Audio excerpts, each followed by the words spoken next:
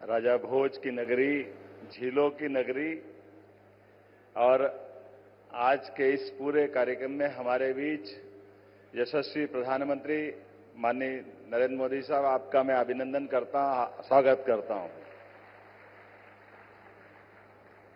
साथ ही विराजे गवर्नर माननीय मंगू भाई पटेल साहब, माननीय केंद्रीय मंत्रीगण, जिम्बाब्वे से पधारे हुए माननीय मंत्रीगण, इस सभागार में मौजूद सभी विभिन्न राष्ट्रों के राजदूतगण, अन्य अधिकारीगण, भारत सरकार के सभी केंद्रीय मंत्रीगण, मध्य प्रदेश सरकार के माननीय मंत्रीगण, माननीय सांसद, विधायक, देश और विदेश से बड़ी संख्या में पधारे इस निवेश के महाकुंभ के अवसर पर सभी माननीय उद्योगपतिगण, मैं आज के इस अवसर पर ग्लोबल इन्वेस्टर समिट 2025 में पधारे हुए सभी प्रमुख उद्योगपतियों, निवेश बंधुओं, यंग इन्वेस्टर और विभिन्न देशों के जनप्रतिनिधियों का स्वागत करता हूं, अभिनंदन करता हूं।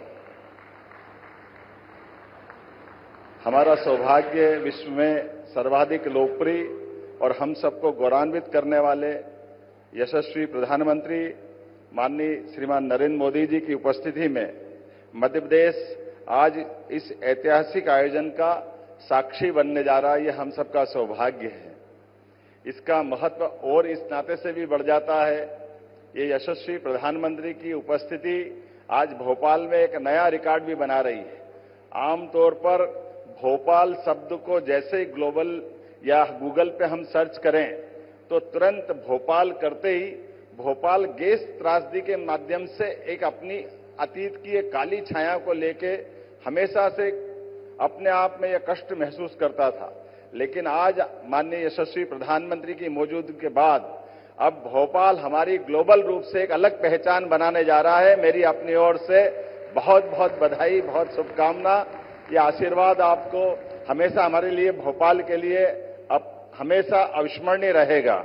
इस अवसर पर जब मैं अपने प्रदेश की बात करता हूं तो वन संपदा, खनिज संपदा, जैव संपदा, जल संपदा से भरपूर मध्य प्रदेश में आपका अभिनंदन है, आपका स्वागत है। देश के हृदय प्रदेश मध्य प्रदेश में भोपाल देश की स्वच्छतम राजधानियों में से एक, राजा भोज की इस नगरी में, झीलों की इस नगरी में पुनः आपका वंदन है, अभिनंदन है।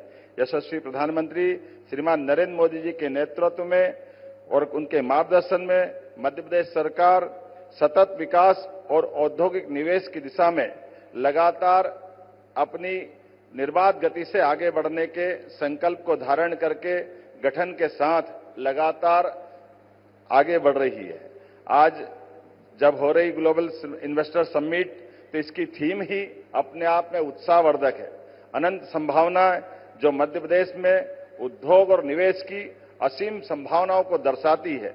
अनंत संभावनाएं केवल एक विचार नहीं बल्कि मध्य प्रदेश के प्रत्येक क्षेत्र में अवसरों की व्यापकता को दर्शाने वाला दृष्टिकोण है। आदरणीय प्रधानमंत्री जी ने सबका साथ, सबका विकास, सबका प्रयास, सबका विश्वास का मंत्र दिया है, जिसमें यह संदेश समाहित है, जब संभावनाओं के अनंत आकाश में हम सब मिलकर आशाओं की ज्योत जलाते हैं तो एक नहीं बल्कि सभी के आंगन रोशन होते हैं। और यही हमारी सनातन संस्कृति की गौरवशाली विरासत भी है। माननीय प्रधानमंत्री जी के नेतृत्व में भारत को 2047 तक विकसित भारत बनाने का संकल्प भारतवासियों ने लिया है। हमारा लक्ष्य देश को $35 ट्रिलियन की अर्थव्यवस्था बनाना है। ऐसे में विकसित भारत के इस लक्ष्य को प्राप्त करने के लिए विकसित मध्य प्रदेश समस्त प्रदेशवासियों के साथ अपना महत्वपूर्ण योगदान करने के लिए प्रतिबद्ध है। इसी अनुक्रम में हमने आगामी 5 वर्ष में राज्य की अर्थव्यवस्था को दोगुना करने का लक्ष्य निश्चित किया है, जिसको आपके आशीर्वाद से लगातार हम गतिशील हैं। 1 वर्ष पूर्व निवेश और औद्योगिक विकास की इस यात्रा को रीजनल इंडस्ट्री कॉन्क्लेव के माध्यम से बाबा महाकाल की नगरी उज्जैन से प्रारंभ किया। यह पहली बार रीजनल इंडस्ट्री कॉन्क्लेव की शुरुआत हुई, जिसके अगले क्रम में जबलपुर, ग्वालियर, सागर, रीवा, शहडोल, नर्मदापुरम जैसे संभाग केंद्र तो थे, लेकिन रीजनल इंडस्ट्री कॉन्क्लेव पहली बार जब हुई तो वास्तव में ये एक अलग प्रकार का हमारे लिए उत्साह और उमंग का वातावरण बना। इसी क्रम में हमने इस रीजनल इंडस्ट्री कॉन्क्लेव को और सफल बनाने के लिए देश के अन्य राज्यों में, खासकर मुंबई, कोयंबटूर, बेंगलोर, कोलकाता, पुणे, दिल्ली में इन्वेस्ट इन एमपी के अलग अलग प्रकार के रोड शो का आयोजन किए।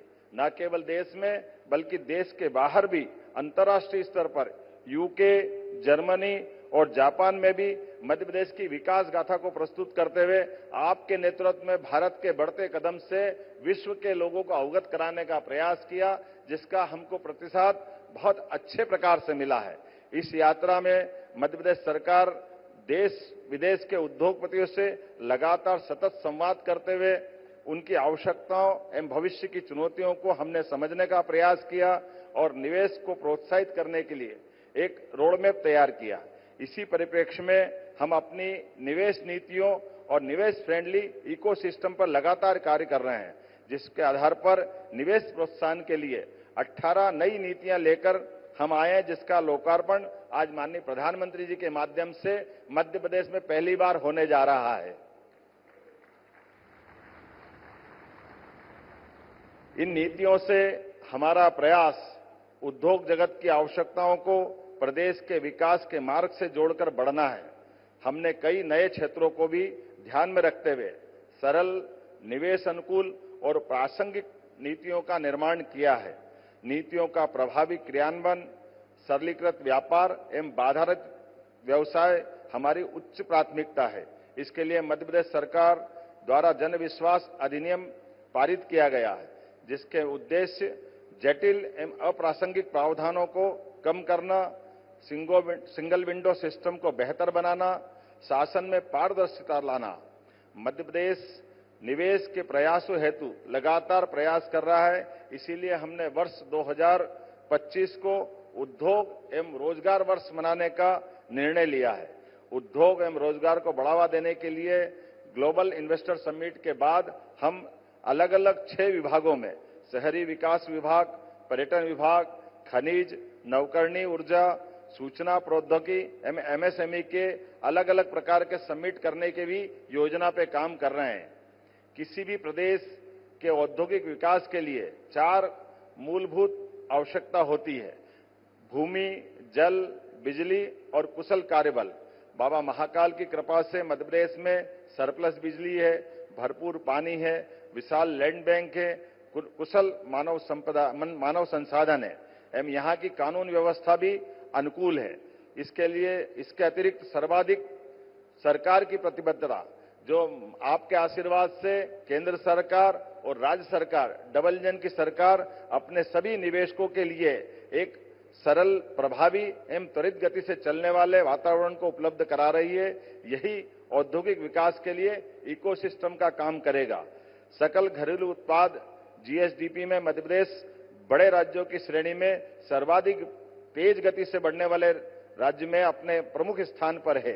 मध्य प्रदेश में भाजपा की सरकार ने अधोसंरचना के विकास के अभूतपूर्व उपलब्धियां हासिल की है।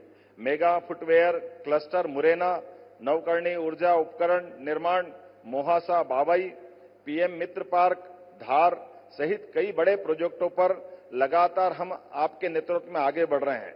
विक्रम उद्योगपुरी उज्जैन में मेडिकल डिवाइस पार्क भारत सरकार के माध्यम से 900 एकड़ का पूरा हमारा डिवाइस पार्क, आज की स्थिति में हमको दोबारा इतनी लैंड एक्वायर करना पड़ रही है। यह आपकी दूरगामी नीतियों का परिणाम है कि मेडिकल डिवाइस पार्क में इतनी सफलता मिल रही है। इसी के साथ साथ 6 नए औद्योगिक विकास क्षेत्रों का भी हम नए प्रकार से संकल्प लेके आगे बढ़ रहे हैं। 13 नए औद्योगिक पार्क न केवल पूर्ण हो रहे हैं, बल्कि 20 और औद्योगिक पार्कों की आधारशिला रखी जाएगी। मैं आने वाले समय में हमारे semiconductor park, Naveen IT park इत्यादि के माध्यम से हमारे यहाँ पर न केवल आकर्षक रोजगार बल्कि निवेश की भी बड़ी संभावनाओं के आधार पर आपके आशीर्वाद के साथ सरकार के कदम से कदम मिला के भारत सरकार के साथ चलने के लिए मध्य प्रदेश सरकार तत्पर है। प्रदेश में पर्यटन की भी अपार संभावना है। यहाँ बाबा महाकालेश्वर, ओंकारेश्वर न केवल ज्योतिर्लिंग धार्मिक पर्यटन को बढ़ावा दे रहे हैं, बल्कि इससे जुड़े हुए ओरछा, दतिया, भोजपुर, भीमबेटका सहित ही हमारा वन्य जीव का भी इकोसिस्टम लगातार लोगों को पर्यटन में आकर्षित कर रहा है। पर्यटन की जब हम बात कर रहे हैं तो न केवल फॉरेस्ट बल्कि मेडिकल टूरिज्म में भी हमारी हेल्थ पॉलिसी के माध्यम से हम एक नई छलांग लगाने के लिए तैयार है, जिसके लिए हम अपनी सरकार के माध्यम से ये ध्येय वाक्य अतिथि देवो भव की इस भाव को चरितार्थ करेंगे। मुझे इस बात की प्रसन्नता है जब आप यहाँ विराजमान हैं तो न केवल हमारा विश्वास आत्मविश्वास को मजबूत कर रहा है, बल्कि आने वाले समय में जैसा कि हम सबका संकल्प है, बड़े से बड़ा और छोटे से छोटा निवेशक भी हमारे लिए अतिथि है। सभी के लिए मध्य प्रदेश में अनंत संभावना है। इस अनंत संभावनाओं को विकास में फलीभूत करने के लिए मध्य प्रदेश सरकार अपनी प्रतिबद्धता आपके नेतृत्व में दोहराने के लिए तत्पर है। माननीय प्रधानमंत्री जी के ऐतिहासिक नेतृत्व में मध्य प्रदेश सहित पूरा देश आर्थिक प्रगति के नए युग में प्रवेश कर रहा है। बड़ा उद्योगपति हो या छोटा व्यापारी, किसान हो या युवा, महिला हो या गरीब, सभी के लिए आदरणीय प्रधानमंत्री जी का विकास आधारित दृष्टिकोण समृद्धि के नए रास्ते खोल रहा है। मध्य प्रदेश सरकार ने गरीब, युवा, अन्नदाता एवं महिलाओं को केंद्र में रखते हुए 4 मिशन आरंभ किए हैं। इनके अंतर्गत नीतियों के प्रभावी क्रियान्वयन के लिए विभिन्न विभागों के मध्य समन्वय स्थापित करते हुए आउटकम केंद्रित लक्ष्यों पर भी कार्य किया जा रहा है।